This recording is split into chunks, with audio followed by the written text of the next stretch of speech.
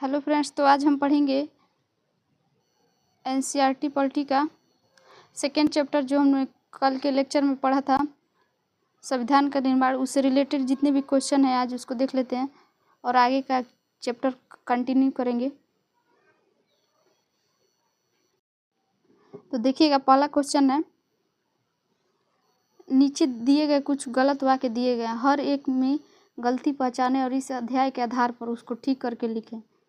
तो फ्रेंड्स, ये हम लोग को क्वेश्चन सॉल्व करने की बहुत ही ज़रूरत है। इससे हमारी अंडरस्टैंडिंग लेवल थोड़ा बेहतर होगी और क्वेश्चन को एग्ज़ाम में सॉल्व करने में भी सही रहेगा। तो देखिएगा, पहला क्वेश्चन दिया है, स्वतंत्रता के बाद देश लोकतांत्रिक हो या नहीं, इस विषय पर स्वतंत्रता आंदोलन के नेताओं ने अपना दिमाग खुला रखा था।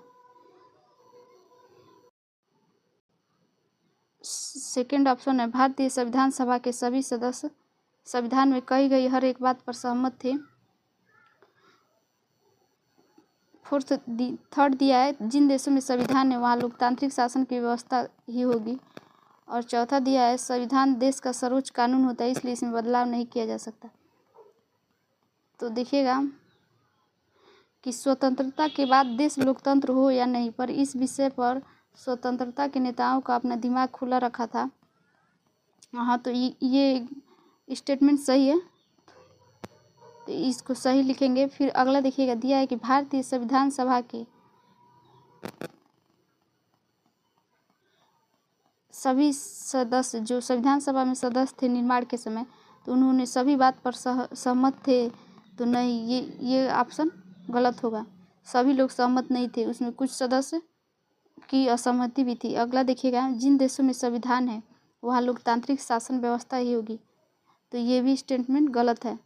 जिन देशों में संविधान है वहाँ लोकतांत्रिक व्यवस्था जरूरी नहीं है, लेकिन जो देश लोकतांत्रिक है वहाँ पर संविधान का होना जरूरी है या संविधान वहाँ पे होता है। ये बात ये वाला क्वेश्चन हम लोग के एग्जाम में भी आया था टीआरई के। अगला देखिएगा, दिया है कि जिस देश का सर्वोच्च कानून होता है इसलिए इसमें बदलाव नहीं किया जा सकता। तो संविधान देश का सर्वोच्च कानून होता है, तो इसमें बदलाव नहीं किया जा सकता। ये भी क्वेश्चन उतना सही नहीं है, क्योंकि संविधान सर्वोच्च कानून होता है, लेकिन इस समय के हिसाब से इसमें कुछ चेंजेस किए जा सकते हैं। अगला क्वेश्चन है, देखिएगा, दक्षिण अफ्रीका का लोकतांत्रिक संविधान बनाने में इसमें कौन सा टकराव सबसे महत्वपूर्ण था। तो ऑप्शन ए है दक्षिण अफ्रीका और उसके पड़ोसी का। ऑप्शन बी है स्त्रियों पुरुषों का। ऑप्शन सी है गोरे अल्पसंख्यक और अश्वेत बहुसंख्यकों का। ऑप्शन फोर्थ है रंगीन चमड़ी वाले बहुसंख्यक और अश्वेत अल्पसंख्यक। तो इसका आंसर होगा ग हो जाएगा इसका आंसर ऑप्शन थर्ड, कि गोरे अल्पसंख्यक यानी अंग्रेज अल्पसंख्यक थे और अश्वेत बहुसंख्यक दक्षिण अफ्रीका के जो निवासी थे। तो इन दोनों के बीच में संविधान बनने के समय टकराव महत्वपूर्ण था। अगला क्वेश्चन देखिएगा, लोकतांत्रिक संविधान बनाने में कौन सा प्रावधान नहीं रहता है। तो ऑप्शन ए है शासन प्रमुख का अधिकार। ऑप्शन बी है शासन प्रमुख का नाम। ऑप्शन सी है विधायिका का अधिकार। ऑप्शन फोर्थ है देश का नाम। तो इसका आंसर होगा ऑप्शन बी, शासन प्रमुख का नाम। अगला क्वेश्चन देखिएगा,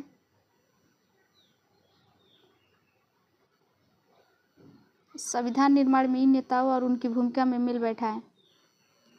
मोतीलाल नेहरू, भीमराव अम्बेडकर, राजेंद्र प्रसाद, सरोजिनी नायडू। तो देखिएगा, मोतीलाल नेहरू हो जाएंगे, 1928 में संविधान बनाया था। भीमराव अम्बेडकर तो प्रारूप कमेटी के अध्यक्ष हो जाएंगे और राजेंद्र प्रसाद संविधान सभा के अध्यक्ष हो जाएंगे। सरोजिनी नायडू संविधान के सदस्य हो जाएंगे। तो इसका आंसर होगा 4, 3, उसके बाद 1, 2। अगला क्वेश्चन देखिएगा,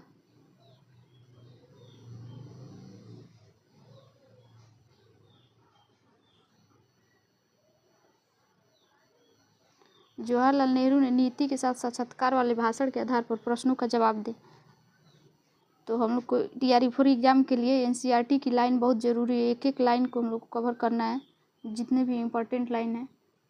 तो ऑप्शन दिया है, नेहरू ने क्यों कहा था कि भारत का भविष्य सुस्ताने और आराम का समय नहीं है।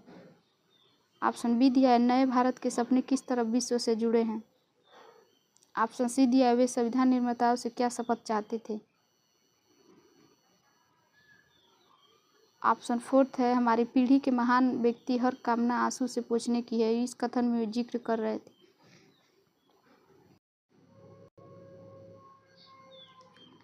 तो नेहरू ने इसलिए कहा था कि भविष्य को सुस्ताने और आराम कर्म का समय नहीं है, क्योंकि वो चाहते थे कि अपने देश में तुरंत विभाजन हुआ था भारत और पाकिस्तान का, और उसके बाद से देश में काफ़ी सारी समस्याएं थी जिसको सही करना था। और दिया है कि नए भारत के सपने किस तरह विश्व से जुड़े थे। तो विश्व में हम लोग अपने देश को आगे कैसे लाए या अपने देश की बेरोजगारी कैसे दूर करें, हर एक समस्या थी। वे संविधान निर्माताओं से चाहते थे कि सभी लोग जाति के नाम पे भेदभाव नहीं करें, सारे लोग अपने देश को अपना समझें, सभी देश में समानता और बंधुत्व की भावना हो। और फोर्थ कहा था कि हर पीढ़ी के महान व्यक्ति की कामना हर आंसू पोंछने की, यानी कि जिसके भी देश में जो भी समस्या है उसको मिलकर दूर करना है। अभी हम लोगों के आंसू पोंछने की टाइम है। अगला क्वेश्चन देखिएगा,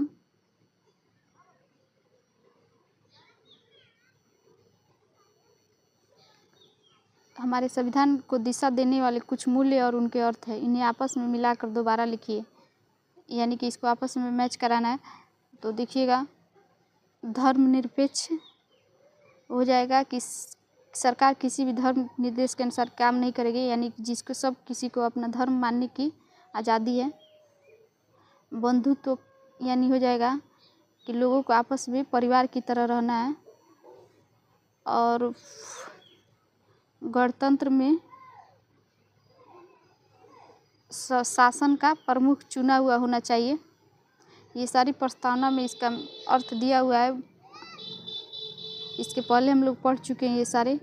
समप्रभु का मतलब क्या होगा कि इस फैसले लेने का सर्वोच्च अधिकार लोगों के पास होना चाहिए। तो इसका आंसर हो जाएगा पहला का दूसरा।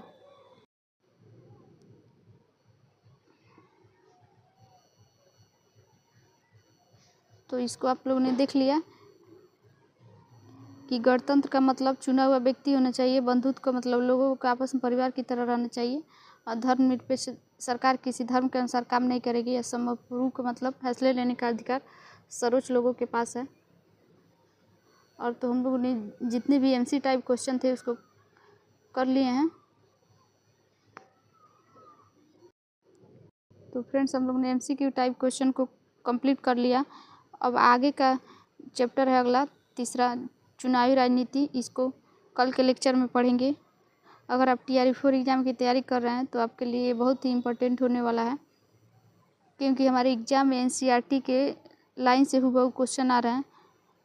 तो कल के लेक्चर में इसको पढ़ेंगे।